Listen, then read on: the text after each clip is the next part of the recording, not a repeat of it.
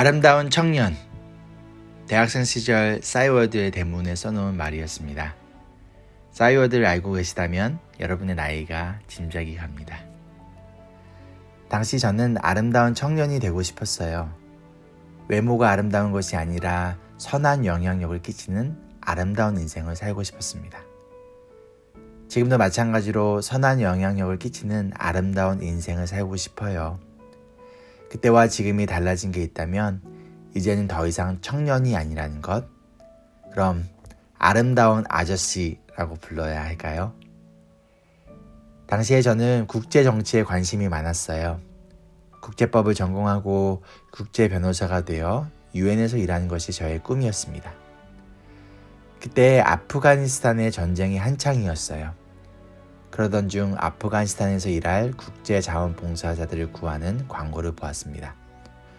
전쟁으로 인해 생긴 난민들을 도와주는 일이었어요. 그래, 이거야. 여기 다녀오면 나중에 유엔에 들어갈 때 도움이 될 거야. 그러한 마음으로 자원봉사단에 지원을 하려고 하였습니다. 그러나 아무래도 전쟁 지역으로 자원봉사를 가는 거였기에 부모님의 허락이 필요했지만 지금보다 나중에 더 준비되어서 가는 게 어떠냐는 아버지의 설득을 따랐습니다.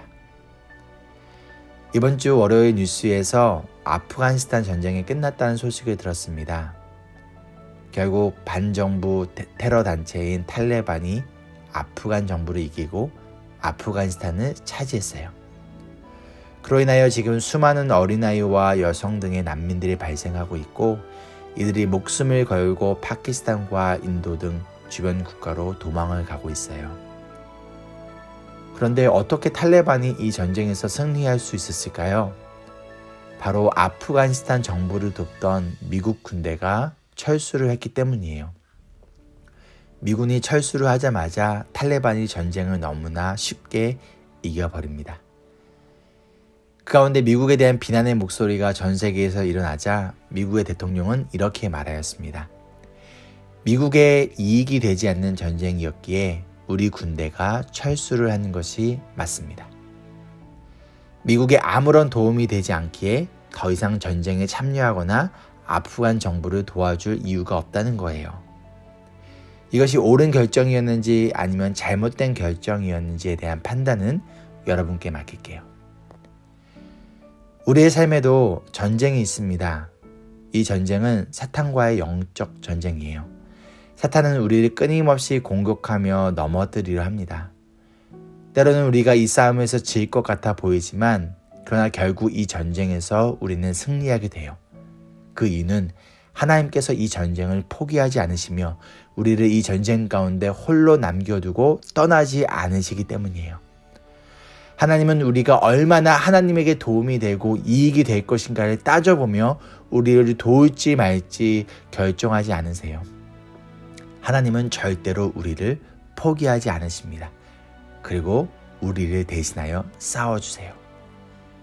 출애굽기 14장 13절로 14절 말씀입니다. 두려워하지 마십시오.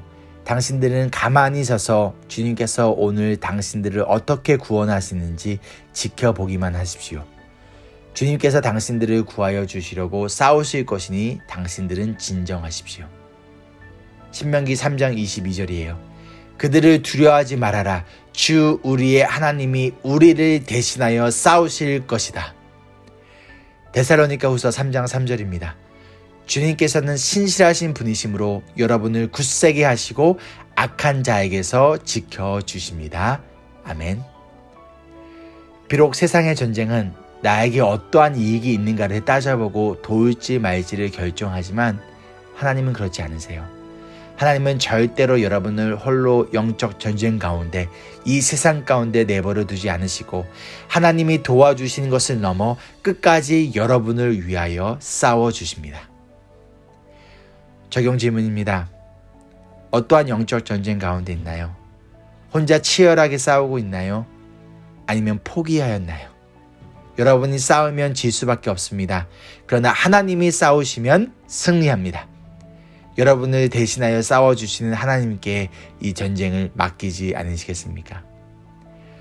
오늘 하루의 삶도 여러분을 대신하여 싸워주시는 하나님을 의지하고 신뢰하며 승리하는 하루 되길 소망합니다. Embrace Jesus, embrace people.